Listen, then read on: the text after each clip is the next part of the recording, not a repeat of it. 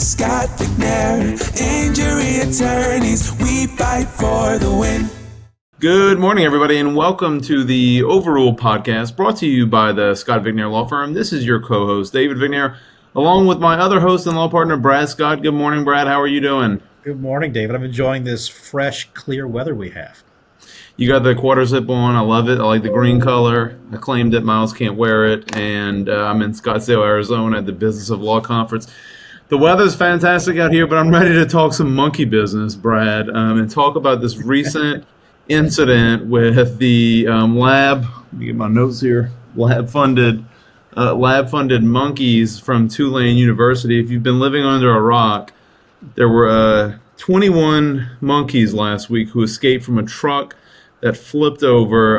Brad, the species of the monkey, I'm going to butcher this name. Is it Rhesus mock? No, It's a weird word. It's a weird word. I can't pronounce it. We're lawyers because we were not good in biology. There we go. And we don't deal with monkey names, and we're also both coon asses from down the bayou, so we especially can't pronounce these weird words that we've never dealt with before. If it's not Cajun French, then c'est la vie. But 21 monkeys escaped when a truck flipped over near Mississippi, or in Mississippi, somewhere between the Mississippi and Louisiana area. And initially the reports were kind of wild. They picked up a lot of national news media headlines because I think what happened is there was some confusion between the truck driver reporting the incident to some local authorities and letting them know that they needed to wear PPE, personal protective equipment, to deal with any of them, because there were 21 total and 13 were found at the site, but 8 were unaccounted for at the time. And so there were initial reports and concerns that these monkeys were allegedly carrying hepatitis C, COVID, and herpes, and were also this disease that we keep. So we're told that's what they had. So that's what we were told. That's what opens the door to this whole thing, like a movie script. And just that's what we were told. Just to set some geography here, this primate research laboratory that they originated from, this is 5 minutes from our office on the North Shore. So this is like in our backyard things that we're talking about. And, we're on the heels of this whole COVID thing. We don't necessarily trust our government and public officials to give us straight answers when things happen. Because, they're not going to come out immediately and say, hey, these monkeys have deadly viruses. They would panic everybody. So, the conspiracy theory started. People got scared. And you might be too young to remember, but the 1995 movie, which is one of my favorite movies, actually, it scared the crap out of me when it came out. There's a movie from 1995, Outbreak. A lot of people might know this. Dustin Hoffman, Morgan Freeman. The story there is a monkey escapes from a lab, infects a human being, and the virus is spreading, and then the government's covering it up, and then all of a sudden you have a small town under military quarantine and everybody's dying. So this, as soon as I see the story, I start thinking Outbreak. It scares the crap out of me. I mean, even the monkey in the backyard and the mom wanting to shoot it because it's by her kids, which just let's get to the mom in a second. It's just like a damn movie script here. You're skipping a lot of chapters in the story. Like you tell your daughter, Avery, we got to go chapter by chapter. Let's go back. But yes, we have escaped monkeys on the loose. Are they diseased? I don't know. Well, the initial report said that they had hepatitis C, COVID, and herpes. 21 total, 13 are located at the site, and so then 8 are missing. And like you mentioned, they're coming from a lab. They're being transported from a lab at Tulane University that allegedly holds 6,000 monkeys. I had no idea this was going on. I didn't know they had many monkeys in my backyard. Very close diseases. To well, I will be honest, it's triggering and bringing back up all this COVID talk for me, because this lab is funded by the NIH to the tune of $35 million a year. They get a federal grant from the National Institute of Health. And there's these organizations, you can imagine, all the old friends are there. PETA has been speaking out against this lab for a long time now because of the secrecy surrounding it and what they believe is happening to these monkeys at this facility. And there's another organization really all over this. Don't know who funds that organization or what its inclinations are. I'd never heard of it before researching for today's show. It's called the White Coat Waste Project, who was very big on killing funding for this laboratory and stopping the testing going on at this laboratory. PETA's accused Tulane of essentially locking down all information related to not only these monkeys, but exactly what's happening at this facility. There's these crazy allegations flying in all the news reports about this incident that The White Coat Waste Project is claiming that some of the testing goes as far as to like sewing human nipples onto these monkeys. Like it's like It's extreme crazy medical stuff. Yeah. testing. And I'm reading this. First of all, it's disgusting. And second of all, I'm like, why are we doing, if this is any of this happening, why would we be infecting these poor freaking monkeys? Like, I kind of want to shut this lab down from Tulane myself. I hate to like get in the middle of this debate, but like, what the hell, bro? I mean, what is your take on the lab And that's the itself? thing. There's a couple of aspects to this story. One is what you're hitting on right now is the ethics of primate testing on these research facilities, and the way we're going to do that, whether there's a public good to that from a human standpoint. And then you have the whole secrecy and transparency issue, which there's a huge problem there. We don't know what the hell is going on, according to these accounts that we're seeing from these people who are kind of investigating them and kind of pushing on them. What do you do with this information? But the biggest problem I have that comes out of this is we always talk about systems. Businesses or anything you deal with is only as strong as the systems. How is it that they do not have a better system for transporting of monkeys and doing this thing that would prevent this exact situation from happening where monkeys get out? They're in crates that were able to get opened upon the crash. It seems like there'd be a more secure system, or at least some type of governmental entity overseeing this to prevent the movie situation, worst case scenario, of some kind of deadly virus getting out and infecting a whole bunch of people. Because did nobody think the truck could flip over and the monkeys make it out? That is Like it's the most foreseeable thing ever. And I just, as a lawyer, I'm so, we're so jaded. I'm like reading about this, and all of a sudden, Tulane's only putting comments out publicly through their spokesman. They're very important to highlight over and over again. They don't own the truck. They don't own the monkeys, and they were not the ones transferring them. They're not our monkeys. So they're like, not my monkeys. So well. And you have people in not space my monkeys. Their position is not my monkeys, not my problem. Meanwhile, you have government officials and state entities and people in spacesuits out there at the crash site. Like, what do we not know of what's going on? Are they really testing for COVID? What are they testing for? Are they going to tell us if there is something more serious as a health threat? Or are we going to know after it becomes a problem?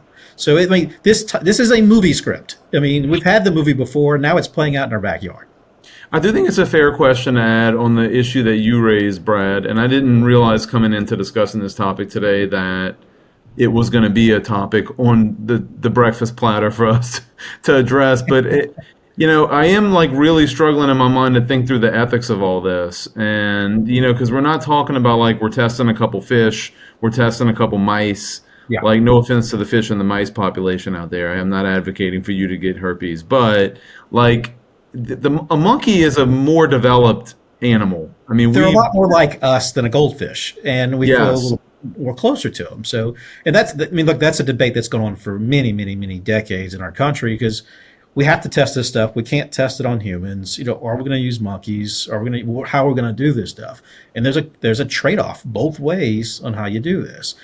I don't know how I feel about it. Without knowing all the details and exactly what they're testing and how this stuff is conducted, I'm more concerned that there's not enough behind the scenes transparency as far as what's going on. There's just too much not known. And, the initial reports where they were potentially had viruses, and then they come back and say they're not pathogenic. How can that simple piece of information not been readily available when this happens? It starts to feel like, hey, we don't know something. They're not telling us something. And obviously, my mind always goes to conspiracy theories and, people aren't being straight with us. I'm jaded like that. But there's some truth to that. We have to ask questions, and I think we have to get to the bottom of it, especially when they're doing these things, like I said, in my backyard in Covington. This is a populated area. This isn't not in the middle of nowhere where they have this research laboratory in Wuhan. This is right here in the North Shore of New Orleans in Covington where they're doing this. Well, I think you hit on, I don't know how I feel about it either, but the solution is they just need to stop monkeying around, right? Come on, Brad, that was like a layup for you the whole time. Like, what were you doing? I'm really disappointed in you this morning. But think about it. Stop monkeying around. We're going to solve your problem for you, Tulane. This laboratory is in South Louisiana, okay? They can't secure a truck that's being transported. What are we doing for a Category 5 hurricane that hits this area? What if it hits the whole facility and the facility's breached and you have 6,000 monkeys on the loose with God knows what as far as illnesses? So, going back to what I brought up earlier is the systems for safety. What are they? When you screw up one time with the truck safety, we have to question everything else you're doing too. So I think it warrants some type of investigation or somebody looking behind the scenes and make sure if they're doing this stuff and it's potentially harmful for humans, that there's some security measures in place and somebody's looking out for this stuff. And I don't know who the watch guard is for this, but who that's the question. Who's doing this stuff? What are they doing? And who's looking over their shoulder to make sure it's being done safely and securely for things that we know can happen? Trucks can crash, hurricanes can happen. Somebody needs to be asking these questions. That's where I kind of land on this issue. Well, good luck with that, because Tulane's quieter than a nun at church. I mean, they're not saying much, okay? Like, they are quiet. They're only saying comments to their public spokesman. And, for me, one of the things that I really struggle with here is they're using taxpayer-funded money to run this facility. So if they're taking $35 million a year through a grant from the NIH, then we have a right to know what's happening at the facility. They should be subject to public inspection. It should be transparent. It should be disclosed. And so that's the part to me that isn't necessarily, I'm not jumping to the conspiracy theory yet, but that's the thing that's really sitting in my craw, which is, why the hell won't you disclose what's happening at the lab? Like, why isn't that already in place? Why does it take an event like this to specific? They should be disclosing what testing, if any, is happening. Of course, there's testing happening. They have 6,000 monkeys in a lab. Like, we're not idiots. Like, we all have the gift from God of logical derivative thought and conclusion that we can make from very obvious things. And so there's clearly some testing happening at the lab, and the ethics of that can't be discerned if we don't know specifically what is or is not happening at the facility. And so, irrespective of a debate over whether Tulane's a private university or not, and if they're entitled to keep that private or not, like, that is out the window from my perspective the minute that they take public money from the federal government, which is taxpayer money and funded, that we should know exactly what's happening in the laboratory, and they should be disclosing all this stuff to us. Aside from their, transportation issues, which are clear, it's just bizarre to me that there's even a question about, like, well, Tulane says they were disease-free and they were tested before they transported them. But, I understand where you, me, and other people would be skeptical of believing that, given the inconsistencies of other things that have played out around this and stuff that just doesn't add up, right? The worst thing they could have done is, have misinformation from the beginning. Yes. Once the information gets out and then you have to contradict it with something else, that is what raises eyebrows. That is what's going to raise suspicions, and that's what's going to raise people to want to ask more questions and dig a little bit. So, and look, I don't know. I haven't dug into this, other than the little bit we're talking about today. They may be reporting to somebody. There may be somebody that oversees this stuff, but that hasn't become very apparent in the reporting that's been done so far. And they haven't been very public with that to make people a little bit more comfortable about what's going on. So again, communication and transparency. You got to get away from that feeling of secrecy and misinformation. It just leads people down a path like we're going down today, like to ask questions and have fears. I mean, I think one of the latest stories is one of those monkeys got shot in someone's backyard. It was So that's where I want to jump in there, because that's where I was going to go next. So there were 8 that got away, right? And so we're about a week away, and 5 were reported. Okay, we've located and or killed 5 of them, which is also sad that they had to kill them. But then there's 3 left. Another one was killed, Tulane reported. But then we have this incident with the mom. So I've teed you up. Take us away with that one. Well, this lady, this monkey shows up in her backyard. The story is, she's shot and killed. Monkeying around. Monkey around. Business.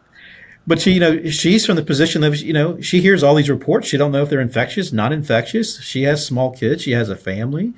She takes what I believe was her next logical action. If the monkey's in her backyard, she shoots it. But I mean, the backlash that's come out over online about this, people are like, why would you kill an innocent animal? Why didn't you just call, animal control and stuff like that? So it's a mixed bag. Should she have done what she did or not? But if she saw the movie Outrage, she says, so I read a report, correct me if I'm wrong. The report I read said that she did call authorities, and the authorities told her to stay inside and watch the monkey. But her biggest issue with that, which, I thought through this over breakfast this morning reading it, and I'm like, I understand where she's coming from, is she's like, okay, well, my kids are inside, and I'm confident that they're safe, but I have neighbors, and all of our kids play in our yards. They all have kids. Like, I'm nervous on my conscience if this monkey gets away and something happens to one of those kids. Like, I couldn't live with myself. Yeah. So I kind of, that resonated with me. I understood. I don't blame her. I mean, given all the news reports and the uncertainty about all this stuff, I think she took an action that she thought was very logical at the time. Right or wrong, she thought she had to protect people, from this possible threat. And it's like I said, the movie And by the way, nobody disagrees on that front. Like nobody disagrees. There's a lot of questions about whether they had diseases in them or not, but nobody questioned that this species that we can't pronounce was a more aggressive species of monkey. Yes. Just like we're familiar because we're in the southeast and we go to the coast all the time. That we learn, because we're looking out for the sharks. Like some sharks are more aggressive than others, right? Yes. Like a nurse shark is not going to be as aggressive as a tiger shark. The same thing with monkeys. This is a more aggressive species. So even if there is no disease in these monkeys, as Tulane claims, it was an aggressive species, right? Yes. And with everything that was going on, the uncertainty in the news and the misinformation that initially came in, I mean, what do you expect somebody to do when this shows up in their backyard? I would hope that she would have done this in case the story changes again on us. What is going to be the official account of what the status of these monkeys are as far as viruses? We don't know. So I don't blame her. Props for her for taking some action. Whether it's right or wrong at the end of the day, I don't. She had to deal with the information she had at hand. I think she made the right decision. And you've seen like a lot of backlash to her shooting the monkey online, is what you're people saying. like this was an innocent animal. This animal was, from the ethics side, this animal was in captivity, was being held for research purposes. It wasn't fair to the monkey, kind of thing. And there was a lot of backlash about that she shouldn't have killed the monkey. It should have been allowed to be captured and transported to a zoo somewhere, or relocated, kind of thing. Well, So even the teams that were sent out there to try to capture them have been shooting them. So it's like they've not had success capturing them safely, and so I understand that perspective. I really do. But I feel like this mom was like, there was a chain of events that happened completely unrelated to her, and she had to make the best decision she could based on the facts in front of her.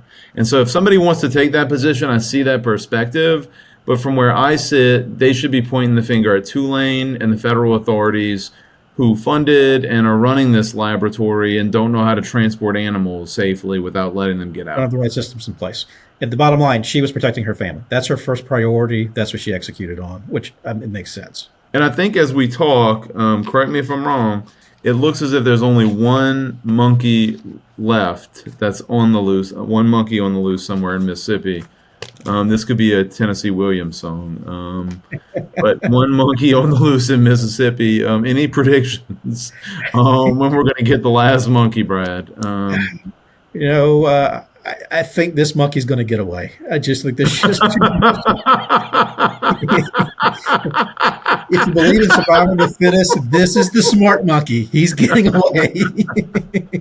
You're betting on the monkey. All right, Miles, what does DraftKings have He's on the the monkey odds who rigged the monkey? truck to crash, okay? He's like Harrison Ford in Fugitive. He's the one that's going to get away from when the bus flipped over. Yes. We're not going to see this. The U.S. Marshals are looking for him, but they're not. He's It'll too smart. be a manhunt for this monkey, and they're going to be going quite some time. Now, granted, being loose in the South with our hunting population probably is not the best place to escape. He might want to go north. I was thinking he'd be better off in like Vermont or Massachusetts and Louisiana, Mississippi, and Alabama. There's a lot of people with sawed-off shotguns at the hunting. He might become part of a gumbo before the end of the week. We don't know. I didn't have on my bingo card for today. You betting on the monkey making it out. That one, that's a monkey. I think they're going to get him. I don't know, dead or alive. I don't know if they're going to get him alive, but I think they're going to get that last monkey. I think his time's limited, and he better swing from as many trees as he can and enjoy the woods of Mississippi, because I think they're going to find him. Or I think a family member's probably eventually somebody will get to him, like this mother did. Either they're out hunting and they feel like they're in an act of defense, or he's going to stumble into another neighborhood or something like that. But small child's going to befriend him and keep him as a secret pet in the garage and feed him on the side. Yes. That's what you think is going to happen? Is that a movie? Probably. Is that E.T.? I'm not sure. It's like E.T. I think you were making like the parallel to E.T. here. And I was like, we're talking about a monkey, not a space creature here, Brad. Stop monkeying around already. I think we've pretty much exhausted the monkey talk today. But I do think it's an interesting issue. And it's going to be curious to see not only what happens with the last monkey, but what transpires with a lot of the laboratory funding in the lab as a result of this. It's kind of kicked up this same old fight that was happening with the NIH and funding during COVID and experimentary testing. And then this new presidential administration came in, and I can't pronounce his last name. He's that doctor from Stanford, Jay Bhattacharya. I'm probably butchered that name too. He, I believe, is the director of the NIH now, or some level of authority now, and had pledged that he was going to cut off this grant, and it was still funded. And so there's questions about whether it's being renewed next year. And so I think there's like a lot of dominoes left to fall on whether that grant, my prediction is going to be that grant's not getting renewed next year, and that this lab may or may not be shutting down, because PETA and this other organization's main objective is to shut this lab down and to allow these monkeys to humanely re-enter into the wild. Yeah. And like everything that happens, whether, we talked about the prison break before, anything that's a failure of a system, it makes people ask questions. So in any kind of chaos situation, good things come from it because we fix things. Hopefully, we learn from learn lessons from things, and things get better afterwards. So it's going to cause questions to be asked, and hopefully, people will take it more serious moving forward. Yeah, Brian, when you graduated law school, did you think that would lead us to this morning talking about monkeys? No, not even close. Me neither. All right, anything else on the monkeys, Brad? That's it. I guess we'll have the monkey pool going forward. See how long this guy lasts out there in the wild. I've got a message here. It's 42-1 on the last monkey. It's going to be like the last meal, the last monkey. So the odds are 42-1. It's be interesting to see what happens with him in this lab moving forward. And it's been an interesting topic to research and discuss today. And thank you to all of our listeners. It's been another interesting episode of the Overruled podcast, brought to you by two monkeys at the Scott Vignair Law Firm, David Vignair and my law partner, Brad Scott. And also sponsored by Roback today, apparently. Roback, yeah, we got some Roback, so we went dog. We're getting off the monkeys, we're moving to the dogs. Thank you all for listening. It's been a great episode, and we'll see you all next time. Take care. Scott Vignair, injury attorneys, we fight for the win. Information is for illustrative purposes only and does not constitute tax, investment, or legal advice. Always consult with a qualified investment, legal, or tax professional before taking any action.